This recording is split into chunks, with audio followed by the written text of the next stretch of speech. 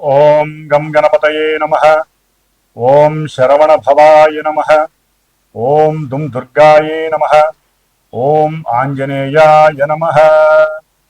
ఓం ధరణీ గర్భసంభూతం విద్యుత్కాంతి సమప్రభం కుమారం శక్తిహస్తం తం మంగళం ప్రణమామ్యహం.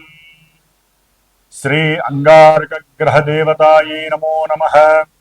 ఆంజనేయాయ విద్మహే వాయుపుత్రాయ ధీమహి తన్నో హనుమత్ ప్రచోదయాత్. శ్రీ హనుమద్దేవతాయై నమో నమః. ఓం తత్పురుషాయ విద్మహే మహాసేనాయ ధీమహి తన్నో షణ్ముఖః ప్రచోదయాత్. శ్రీ సుబ్రహ్మణ్యేశ్వర స్వామినే నమో నమః. వీక్షిస్తున్నటువంటి ప్రేక్షకులందరికీ కూడా సుబ్రహ్మణ్యేశ్వరుడు అనుగ్రహం కలుగ్గాక.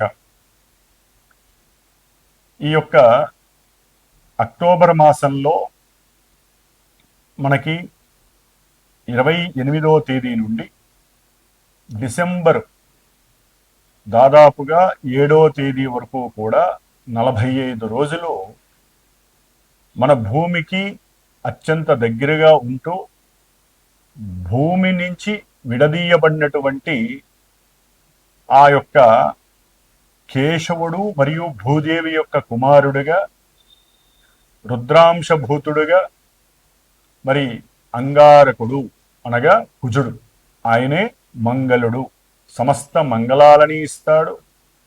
అట్లాగే ఈ కుజగ్రహం అనేటటువంటిది మోస్ట్ ఎనర్జెటిక్ పవర్ఫుల్ ప్లానెట్. అంటే ఈ అంతరిక్షంలో ఉన్నటువంటి గ్రహాలలో చాలా శక్తివంతమైనటువంటి గ్రహము. మరియు ఆ యొక్క గ్రహానికి సంబంధించినటువంటి నక్షత్రాలు, రాసులు, లగ్నాలు కలిగేటటువంటి ఉన్నటువంటి జాతకులు కుజగ్రహ ప్రభావానికి లోనే వారి యొక్క ఆకర్షణ చాలా తీక్షణంగా ఉంటుంది.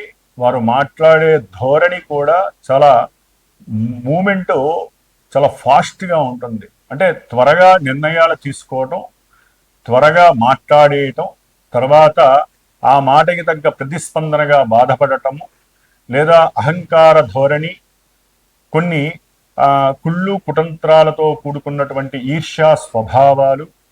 ఎందుకంటే ఈ కుజగ్రహం అనేటటువంటిది మనకున్నటువంటి సాత్విక, రాజస, తామస గుణాలలో తమోగుణ ప్రధానుడు. ఈ యొక్క అగ్నితత్వకారకుడైనటువంటి అగ్నిగ్రహమైనటువంటి పురుషగ్రహమైనటువంటి ఈ కుజుడు.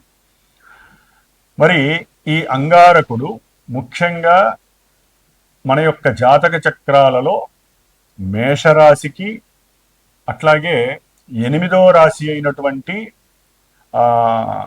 వృశ్చిక రాశి, ఈ 2 రాశులకి ఆధిపత్యము ఆయనదే. అలాగే మనకున్నటువంటి 27 నక్షత్రాలలో మృగశిరా నక్షత్రము, అట్లాగే చిత్తా నక్షత్రము. ఇది చిత్తా నక్షత్రం, మృగశిరా నక్షత్రము వృషభ రాశిలో 2 పాదాలు, మిథున రాశిలో 2 పాదాలు ఉంటాయి. అంటే ఈ కుజగ్రహము ఇటు శుక్రుడు ఫలితాలని, ఈ యొక్క బుధగ్రహ ఫలితాలని నక్షత్ర రూపకంగా ఇస్తూ ఉంటాడు.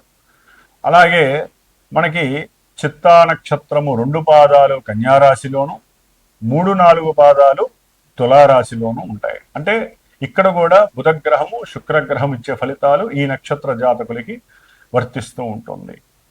ఫైనల్గా ఆయన ధనిష్ఠా నక్షత్రము ఇటు మకర రాశిలో 1-2 పాదాలు, కుంభరాశిలో 3-4 పాదాలు. అంటే ఏవైతే శత్రుదోషాన్ని కలిగి ఉన్నటువంటి, శత్రువులుగా ఉన్నటువంటి గ్రహాధిపతులు ఉన్నారో వారి యొక్క రాశుల్లోనే ఈ కుజగ్రహానికి సంబంధించిన నక్షత్రాలు ఉంటూ ఉంటాయి. కాబట్టి ఈ యొక్క కుజగ్రహ నక్షత్రాల వారు వివేకాన్ని కోల్పోతారు, ఎక్కువ శక్తి సామర్థ్యాలని చూపించి ఎంతో మందిని లొంగ తీసుకుంటారు, ముఖ్యంగా స్త్రీల పరంగా లొంగ తీసుకుంటారు. అట్లాగే వీరు మకర రాశిలో అట్లాగే కుంభరాశిలో ఉన్నారు కాబట్టి విశేషమైనటువంటి ఉద్యోగ ధర్మ బాధ్యతలని అధికంగా నిర్వర్తిస్తూ ఉంటారు. వీరికి ఒక పని కనుక అప్పచెప్తే ఆ పనిని మంచి యాటిట్యూడ్తో ఎటువంటి కార్యదీక్ష అనేటటువంటి పదాన్ని ఉపయోగించి అందరికన్నా నేనే ముందు చేయాలి, అందరిలో నేనే ప్రథమంగా ఉండాలి అని అత్యుత్సాహంతో మంచి ఆవేశపూరితంగా ఎటువంటి పనినైనా చేయగలుగుతారు. అయితే జాతకరీత్యా గనక వీరు సరైనటువంటి పరిస్థితుల్లో లేకపోయినట్లయితే, అంటే సరైన భావాలలో కానీ నక్షత్రాలలో కానీ లేకపోయినట్లయితే కోపము, ఆవేశము, అట్లాగే చిరాకు, మండిపాటుతనము, అవసరమైతే అవతల వాళ్ళ మీద చేయి చేసుకోవటము, కొట్టడము, అట్లాగే ఎక్కువగా వాహన ప్రమాదాలు, ఎన్నో రకాలైనటువంటి అగ్నిపరమైనటువంటి గండాలు, మృత్యు దోషాలు. ఎందుకంటే వృశ్చిక రాశి అనేటటువంటిది మృత్యు రాశి, 8వ రాశి కాబట్టి 8వ స్థానము, అదే ఆయుస్థానము ప్లస్ మృత్యు స్థానం అని కూడా అంటారు. కాబట్టి ఈ యొక్క కుజగ్రహము ఈ 45 రోజులు కూడా తన యొక్క స్వక్షేత్రమైనటువంటి వృశ్చిక రాశిలోకి 28వ తారీఖు అక్టోబరు ప్రవేశిస్తున్నాడు. కాబట్టి ఈ యొక్క అంగారక రాశి అయినటువంటి వృశ్చిక రాశిలో 3 నక్షత్రాలు ఉంటాయి. విశాఖ నక్షత్రము 4వ పాదము, అనురాధ నక్షత్రము 1, 2, 3, 4 పాదాలు, అట్లాగే జ్యేష్ఠ నక్షత్రము 1, 2, 3, 4 పాదాలు. ఈ యొక్క 3 నక్షత్రాలు 9 పాదాలలో ఆయన సంచారం చేసేటప్పుడు వీరిచ్చేటటువంటి నక్షత్రాధిపతులు ఇచ్చేటటువంటి ఫలితాలు, ఆ భావాది ఫలితాలు కుజగ్రహం చక్కగా ఇస్తూ ఉంటుంది. అది మంచి కావచ్చు, చెడు కావచ్చు. ముఖ్యంగా ఈయన ఉన్నటువంటి అంతర్గత రాశి ఇది చాలా డీప్గా ఉండేటటువంటి రాశి వృశ్చికము, స్కార్పియో అంటారు. కాబట్టి ఈ అంగారక గ్రహము చాలా చాలా దోషభూయుక్తమైనటువంటిది. ముఖ్యంగా వివాహ వ్యవస్థలో ఈ గ్రహము కనుక వారి జాతకంలో జన్మ లగ్నంలో కానీ, చంద్ర రాశిలో కానీ, శుక్రుడితో కానీ కలిసి ఉన్న లగ్నాతు చంద్ర లగ్నాతు ఈ యొక్క కుజగ్రహము 1 అంటే ఆ రాశిలో కానీ లగ్నంలో కానీ, కుటుంబ స్థానమైనటువంటి 2వ స్థానంలో కానీ, సౌఖ్య స్థానమైనటువంటి 4వ స్థానంలో కానీ, ఆయుస్థానము స్త్రీలకైతే గనక సౌభాగ్య స్థానము 8వ స్థానంలో కానీ, అట్లాగే ద్వాదశం అనేటటువంటిది ప్రమాదాలని, అట్లాగే ఎన్నో రకాల ఆర్థిక అసమానతల్ని, అప్పులని సూచించేటటువంటి స్థానము ఈ యొక్క 12వ స్థానము. కాబట్టి ఇక్కడ గనక ఉన్నట్లయితే ఈ కుజగ్రహ దోషము అని అంటారు, దీన్ని కుజ దోషము అంటారు. వివాహ వ్యవస్థలో ఈ కుజ దోషానికి చాలా చాలా విశేషమైనటువంటి పరిస్థితులు కల్పిస్తూ ఉంటారు. మన యొక్క ముహూర్త భాగంలో కూడా, ముహూర్తంలో కూడా అష్టమ కుజుడు, అట్లాగే మనకి ఏదైతే గనక బాలారిష్ట దోషాలు ఉంటాయి, బాలారిష్ట దోషంలో కూడా ఈ కుజగ్రహము 7వ స్థానంలో ఉండకూడదు. ఇది మహాదోషము, 8వ స్థానంలో ఉన్న బాలారిష్ట దోషము అని చెప్తూ ఉంటారు. కాబట్టి ఈ కుజగ్రహం వలన చక్కగా ఉన్నటువంటి వారి జాతకాలలో గనక అవయోగాలుగా ఈ కుజగ్రహం ఇచ్చినట్లయితే గనక జాతకరీత్యా మాత్రమే దంపతుల మధ్య ఉన్నట్టుండి ఆకస్మిక విరోధత్వము, అంటే ఇప్పుడు నడుస్తున్నటువంటి గ్రహస్థితి రీత్యా ఆకస్మికంగా గొడవలు బిగినవుతాయి. అంటే ఈ కుజగ్రహము ఏంటంటే స్త్రీల యందు ఎక్కువగా మక్కువ, తన యొక్క శక్తి సామర్థ్యాలతో ఆకర్షించటము, అట్లాగే ఎక్కువగా మోసపూరితమైనటువంటి అబద్ధాలతో కూడుకున్నటువంటి మాటలు చెప్పటము, అవతల వారిని అట్రాక్ట్ చేసి వారిని ఇబ్బంది పెట్టడము, అవసరమైతే నయాన భయానాన్ని మించి అవసరమైతే హత్యలు చేయడానికి కూడా ఈ కుజగ్రహం అనేటటువంటిది ఫోర్స్ఫుల్గా వారి యొక్క జాతకంలో ఉంటే అది ఇప్పుడు ప్రెసెంట్ యాక్టివేట్ అవుతూ ఉంటుంది. కాబట్టి అన్నదమ్ముల మధ్య విరోధత్వము కావచ్చు, భూ సంబంధిత ల్యాండ్ మ్యాటర్స్ కానీ ఏదైనా సరే, కబ్జాలు కావచ్చు, కబ్జాలు చేసిన వాడు మీ మీద పగ తీర్చుకోవచ్చు, లేకపోతే రియల్ ఎస్టేట్ రంగంలో ఎవరైతే ఏజెన్సీగా పనిచేస్తున్నారో స్థలాలు అమ్మిపించడానికి వారు కొంచెం జాగ్రత్తగా ఉండాలి. లేనిపోని అబద్ధపు మాటలు చెప్పకండి, అవతల వ్యక్తులు మీకు శత్రువులుగా మారే పరిస్థితి ఉంటుంది. ఎందుకంటే వృశ్చిక రాశిలో కుజుడు వచ్చినప్పుడు రహస్య స్థావరాలకి సంబంధించి, అట్లాగే ముఖ్యంగా మిలిటరీ వ్యవస్థ కావచ్చు, ఈ వ్యవస్థల్లో ఎన్నో రకాలైనటువంటి ప్రాబ్లమ్స్ కలిగే అవకాశాలు ఉంటాయి. మన యొక్క రహస్యాలని బయట దేశాలకి అందించే పరిస్థితులు కూడా ఉద్యోగస్తుల్లో ఉండేవారు ఉంటారు. ముఖ్యంగా ఇది జలరాశి కాబట్టి ఆ జల సంబంధితమైనటువంటి సముద్రాలు కావచ్చు, నదుల్లో కావచ్చు, ఆ అగ్ని అగ్ని కొండలు ఉంటాయి లోపల, అంటే అగ్ని జ్వాలలు బయటికి రావటము, అలాంటి అంటే లావా కొండలు బద్దలవ్వటము అలాంటివి కావచ్చు, లేకపోతే జల సంబంధితమైనటువంటి ప్రమాదాలు జరగచ్చు. మొన్న కుజుడు వృషభ రాశిలో ప్రయాణ స్థానంలో ఉండటం ద్వారా మరి ఎన్నో రకాలైనటువంటి వాహనాల ద్వారా అగ్ని జ్వాలల ద్వారా ఎన్నో ఇబ్బందులు కలిగినాయి. ఇప్పుడు వాటర్కి సంబంధించి జల సంబంధిత సమస్యలు, జల సంబంధిత గండాలు ఎన్నో కలగటానికి అవకాశాలు ఉన్నాయి. ముఖ్యంగా ఈ స్థానము స్త్రీలకి ఋతు సంబంధపరమైనటువంటి హార్మోన్స్ ఇన్బ్యాలెన్సింగ్ వలన వచ్చేటటువంటి అసమానతల వలన వచ్చేటటువంటి ఎన్నో రకాల ఋతు సంబంధమైన పీరియాడిక్ ప్రాబ్లమ్స్ ని క్రియేట్ చేసే స్థానం ఇది. అంటే గర్భ సంబంధిత దోషాలని, గర్భవిచ్చిన దోషాలను కలిగజేసే స్థానము వృశ్చిక రాశి. మరి ఆ రాశిలో మహానుభావుడు కుజుడు వచ్చి సొంత ఇంట్లో చాలా బలంగా ఉంటున్నాడు.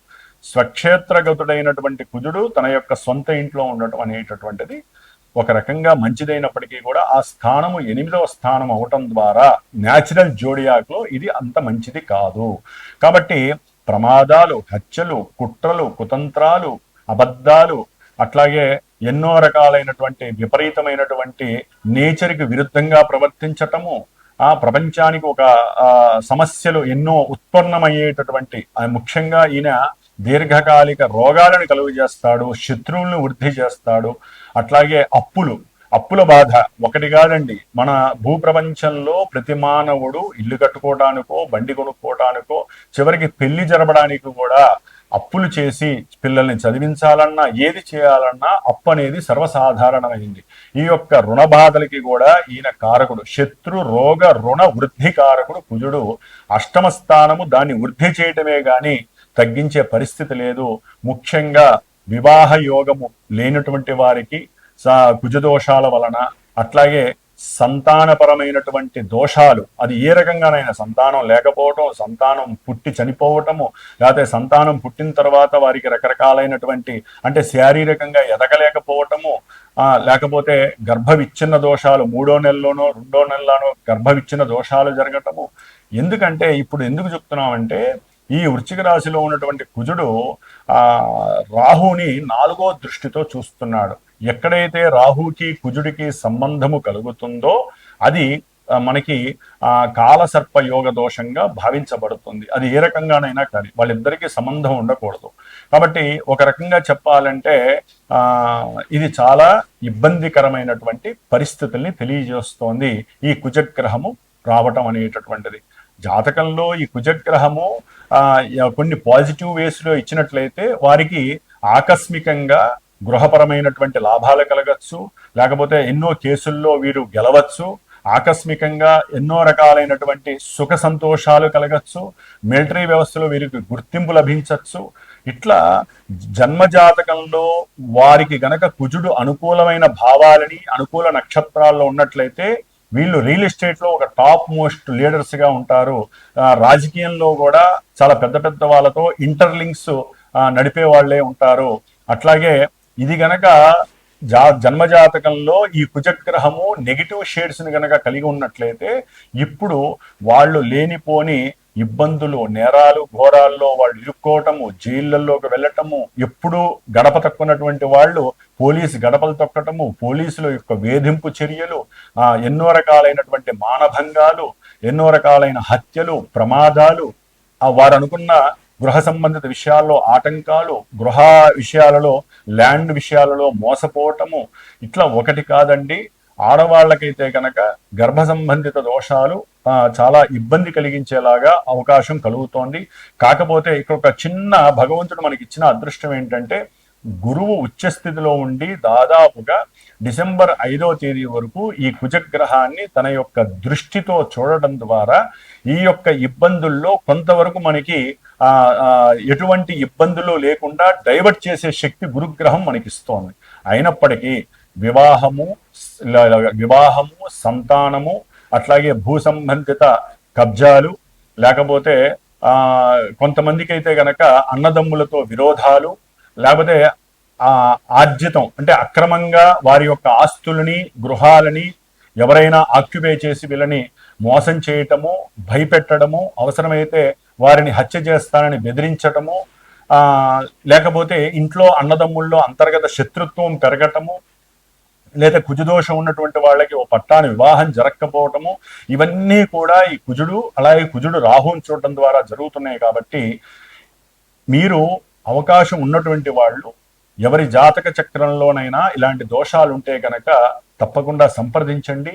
అందులో ముఖ్యంగా మనకి ఈ కార్తీక మాసంలో నవంబరు 20వ తారీఖున కార్తీక మాసం వెళ్ళిపోయి మార్గశిర మాసము 21 నుంచి ప్రారంభమవుతోంది. ఈ మార్గశిర మాసంలోనే మనకి దాదాపుగా నవంబరు 26వ తేదీన సుబ్రహ్మణ్య షష్ఠి, దీన్నే కుమార షష్ఠి అంటారు.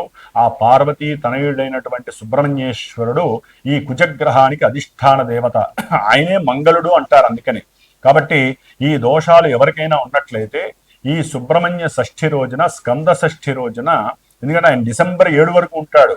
ఈ కుజగ్రహము ఈ ఇందాక చెప్పిన మొట్టమొదటి చెప్పినటువంటి 3 నక్షత్రాలలో అనురాధ నక్షత్రంలో ఉన్నటువంటి ఆ యొక్క స్టేజ్లో, అట్లాగే శత్రు నక్షత్రమైనటువంటి బుధ నక్షత్రంలో ఉన్నప్పుడు ఎవరైతే గనక మన శ్రీమాత జ్యోతిషాలయ పీఠంలో ఆ సుబ్రహ్మణ్య షష్ఠి రోజున 26వ తారీఖు నవంబర్ 26వ తేదీన దాదాపుగా 21వ తేదీ నుంచి 26వ తేదీ వరకు 6 రోజులు సుబ్రహ్మణ్యేశ్వరుడి సంబంధించినటువంటి సర్పదోష నివృత్తి కోసము, వారు కోరుకున్న అభీష్ట సిద్ధి కోసము, దోషాలు పోవటానికి సర్పసూక్త జపము, కుజగ్రహ జపము, ఈ 2 గ్రహాల అంటే కుజగ్రహ జపము, సర్పసూక్త జపాన్ని ఆచరిస్తూ చివరగా 26వ తేదీన మన యొక్క శ్రీమాతా జ్యోతిషాలయ పీఠంలో ఆ యొక్క వళ్ళీ దేవసేన సమేత సుబ్రహ్మణ్యేశ్వరుని యొక్క కళ్యాణము మరియు సుబ్రహ్మణ్య పాశుపత హోమము అనేటటువంటిది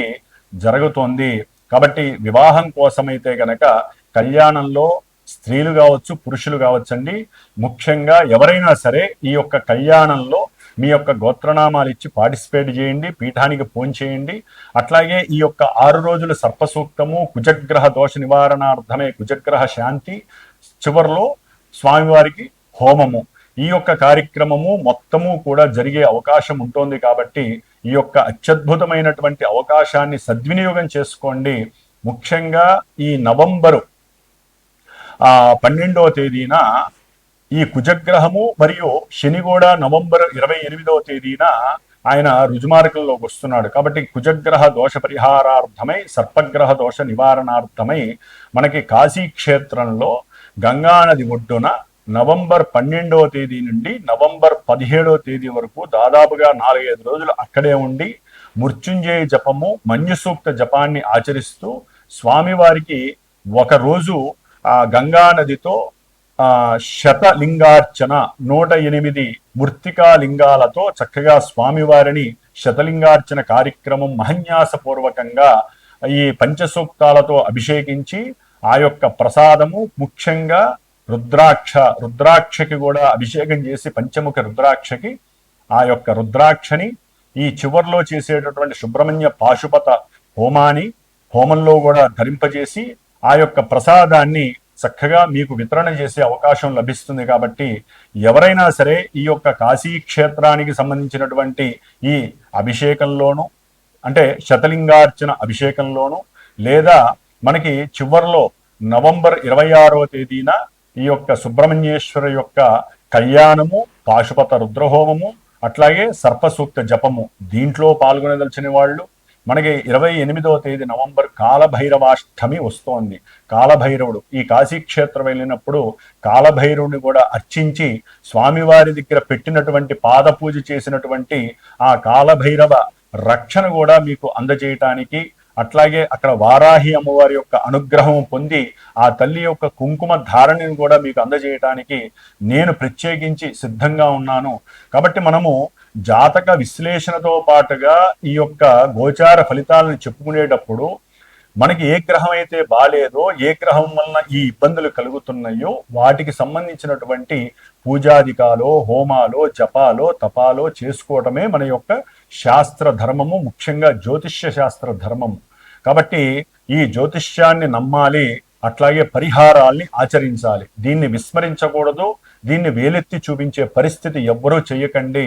ఈ యొక్క జ్యోతిష్యం ద్వారా మీ యొక్క జన్మజాతకం ఉన్నా లేకపోయినా, ప్రజెంట్ మీకు ఈ సమస్యల్లో ఎవరైనా కుట్టుమిట్టాడుతున్నా, ఇలాంటి అవకాశాలని సూక్ష్మంగా ఉపయోగించుకొని మనకున్న దాంట్లో చక్కగా పార్టిసిపేట్ చేసి ఆ యొక్క ప్రసాద భస్మాన్ని, ప్రసాద రక్షని మీరు గనక ధరించినట్లయితే గనక ఆ స్వామివారి యొక్క అనుగ్రహంతో, సుబ్రహ్మణ్యేశ్వర స్వామి అనుగ్రహాన్ని పరిపూర్ణంగా పొంది భవిష్యత్తులో వివాహ యోగము, సంతాన యోగము, గృహ భూలాభ యోగము, ఇంకా ఏవైతే మీరు కోల్పోయి ఉన్నారో అవన్నీ పొంది రుణ విముక్తులే. ముఖ్యంగా రుణ విమోచనార్థమై చేస్తున్నాం కాబట్టి ఈ కార్తీక అమావాస్య రోజున పీఠంలో ప్రతి నెల కూడా ఏదో ఒక హోమం, పాశుపత హోమాన్ని చేస్తూ ఉంటాం. కాబట్టి ఈసారి రుణ విమోచన హోమాన్ని నవంబర్ 20వ తేదీన అమావాస్య రోజున మన పీఠంలో రుణ విమోచన పాశుపత రుద్ర హోమం జరుగుతోంది. కాబట్టి ఎవరికి ఏ రకమైన సమస్యలు ఉన్నాయో అది విన్నవించుకొని మీకు సంబంధించినటువంటి హోమంలోనో కళ్యాణంలోనో పాల్గొనే పరిస్థితిని చక్కగా తీసుకోండి. పర్సనల్గా ఎవరైనా సరే వారి జన్మజాతక రీత్యా ఎప్పుడు వివాహం అవుతుంది, సంతానం కలుగుతుంది, ఇంకా వారికి ఉన్నటువంటి దోషాలు పోవటానికి చక్కగా పీఠానికి ఫోన్ చేసి సంప్రదించండి. మీ యొక్క జన్మజాతక విశ్లేషణని చక్కగా తెలుసుకోండి. మీ యొక్క రహదారిలో ఉన్నటువంటి ముళ్ళుని, దోషాలని కూడా తొలగించుకుంటూ ఏదో ఒక చిన్నదో పెద్దదో మీకున్న దాంతో పరిహారాన్ని ఆచరిస్తూ ముందుకు వెళుతూ మన యొక్క సనాతన ధర్మాన్ని కాపాడండి. మీకున్నటువంటి యోగాలన్నింటినీ కూడా చక్కగా పట్టుకోండి. కాబట్టి ఇప్పుడు మేషాది ద్వాదశ రాశుల వారికి ఈ కుజగ్రహ ప్రభావము ఏ విధంగా ఉండబోతోంది, ఏ విధంగా వారు జాగ్రత్తలు తీసుకోవాలి 45 రోజులు అనేటటువంటి విషయాన్ని మనం గనక తెలుసుకున్నట్లయితే గనక ఇప్పుడు మేషరాశి వారికి ఏ విధంగా ఉంటుంది, తర్వాత మిగతా 12 రాశుల వారికి ఏ విధంగా ఉంటుందో చర్చించుకుందాం. తులారాశి. తులారాశి వారికి ఈ నెల అక్టోబర్ 27వ తేదీ నుండి నవంబర్ మరియు డిసెంబర్ 7వ తేదీ వరకు ఈ 45 రోజుల కాలము వీరికి 2వ ఇంట్లోకి కుజుడు సొంత క్షేత్రంలో వృశ్చిక రాశిలోకి ప్రవేశిస్తున్నాడు. ఈ ద్వితీయ గృహం అనేటటువంటిది ముఖ్యంగా వాక్కుని తెలియజేస్తుంది. అంటే తొందరపడి మాట్లాడిన బంధువుల విషయంలో కావచ్చు, సంతానంతో కావచ్చు, లేకపోతే గృహంలో మరి తండ్రి తరపు, తల్లి తరపు పెద్ద పెద్ద వాళ్ళతో కానీ కాస్త మాట విభేదాలు, అంతర్యుద్ధాలు, మీకు ఆస్తి రాసిస్తారు అనుకుంటే దాని ద్వారా ఆ ధనం వస్తుంది అనుకున్నప్పుడు అవన్నీ కూడా వెనక్కి వెళ్ళిపోయే అవకాశం ఉంటుంది. అంటే ధన నష్టము, అనుకోకుండా ఆకస్మికంగా ధనం వచ్చే అవకాశం ఉందనే లోపలే వెళ్ళిపోతూ ఉంటుంది. ఎందుకంటే ఈ 2వ స్థానంలో కుజుడు ఉండటం ద్వారా మీ మాటే మీకు ధనంతో సమానం. కొంచెం జాగ్రత్తగా తెలివిగా మాట్లాడండి. ముఖ్యంగా కుటుంబము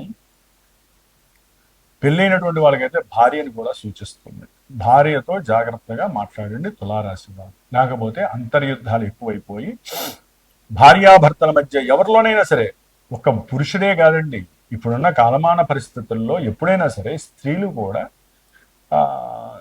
ఎక్కువగా అతిగా మాట్లాడడము, వాదన చేయడం ద్వారా కుటుంబంలో చీలికలు వస్తాయి, కుటుంబంలో సౌఖ్యము కోల్పోతారు. ఒక్కోసారి అన్నీ ఉన్నా సరిగ్గా తినలేని పరిస్థితి. ఒకవేళ కడుపు నిండా కొంతమంది ఏదైనా ఫంక్షన్స్కి వెళ్ళి కడుపు నిండా తిన్నా, మార్గమధ్యంలో ఎక్కడైనా వాహనాన్ని ఆపి తిన్నా, ఆ యొక్క తినుబండారాలు కలుషితమైనటువంటి ఆహారము లేకపోతే నీళ్లు కలవడం ద్వారా మోషన్స్, విరోచనాలు, డయేరియా, ఇంకా డిఫ్టీరియా ఇలాంటివి చాలా రకాలైనటువంటి అనారోగ్యాలన్నీ మూట కట్టుకుని ధనం నష్టపోయే అవకాశం ఉంటుంది. ముఖ్యంగా చదువుకునే విద్యార్థుల యొక్క ఆలోచనలు జాగ్రత్తగా పనిచేయాలి. వారు సరిగ్గా ఆలోచన చేయకపోతే మీరు అనుకున్న అభీష్టాలకి చాలా దూరంలో ఉంటారు.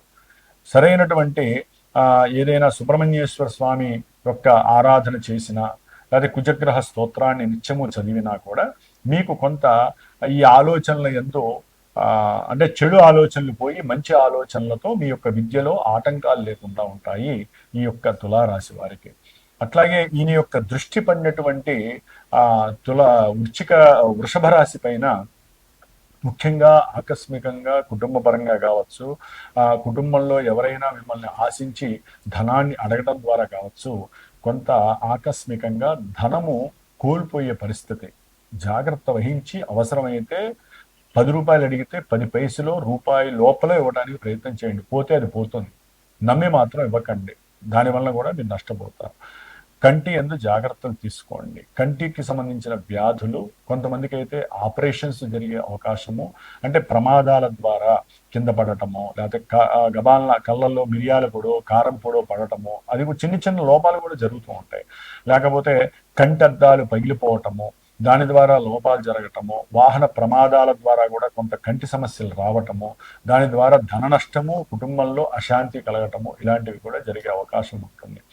ముఖ్యంగా దూర ప్రయాణాలలో కొంత ఆకస్మికంగా ధనాన్ని చోరీ జరిగే పరిస్థితులు ఉంటాయి. లేకపోతే కొంతమంది బంధువులు కూడా మీ గృహానికి రావటము, లేకపోతే మీరు వారి ఇంటికి వెళ్ళినప్పుడు బంగారం కావచ్చు, ధనం కావచ్చు, పర్సు కావచ్చు అక్కడ పెడితే అది ఎవరు దొంగిలించారో తెలియదు. దాని ద్వారా కూడా ఇష్టం వచ్చినట్టు మాట్లాడి మిమ్మల్ని మీరు చీప్ చేసుకోకండి. దాని గురించి అంతర్గతంగా ఆలోచించండి. మీరు ఎక్కడ పెట్టారో, ఎందుకు పోయిందో ఒకసారి ఆలోచించండి. ఇట్లా ధనపరంగా, నేత్రపరంగా, కుటుంబ పరంగా, భోజన పరంగా అన్ని జాగ్రత్తలు తీసుకోండి. లేకపోతే ఇబ్బందులు పడతారు. ఉద్యోగ ప్రమోషన్స్ విషయంలో కూడా ఆఫీసర్స్తో మాట్లాడేటప్పుడు కొంచెం జాగ్రత్త చూసి మాట్లాడండి. ముఖ్యంగా క్రీడాకారులు, సంగీత కళాకారులు, వీరందరికీ కూడా ఇది పరీక్షా కాలం అనేది చెప్పుకోవాలి. కొంచెం జాగ్రత్తగా ఉంటే కనుక మిమ్మల్ని మించిన వాళ్ళు తోపులు ఉండరనుకోవచ్చు. ధనుర్విద్యలో కానీ, లేకపోతే ఈ పోటీలు ఉంటాయి కొన్ని, అంటే క్రికెట్కి సంబంధించిన విషయాల్లో కానీ కొంత నెగిటివ్గా మీకు కనిపించే అవకాశం కలుగుతోంది. లేకపోతే బంధువులతో కలిసి ఏదైనా దూర ప్రయాణాలకి సంతోషంగా వెళ్ళేటప్పుడు కొన్ని అగాధాలు కలిగి వాళ్ళతో వాగ్వాదాలు కలుగుతాయి. కాబట్టి మీరు కొంచెం కుజగ్రహ శాంతి చేసుకోండి. లేదా కుజరాహువులకి సంబంధించిన దోషాన్ని హరించుకోవడానికి సుబ్రహ్మణ్య హోమాలు కానివ్వండి, లేకపోతే కాశీ క్షేత్రంలో జరుగుతున్నటువంటి ఈ యొక్క శతలింగార్చనలో కానివ్వండి, ఇలాంటి విషయాల్లో పాల్గొంటే కనుక మీకు ఆ ఎఫెక్షన్స్ తగ్గి అవన్నీ కూడా దైవానుగ్రహం చేత మీకు శుభప్రదాలు కలుగజేయడానికి ఎక్కువ అవకాశాలు ఉంటాయి. నమ్మి మోసపోకండి, అబద్ధాలు ఆడకండి, జాగ్రత్తగా ఉండండి నేత్ర విషయంలో. ఓం సుబ్రహ్మణ్యేశ్వరాయ నమః.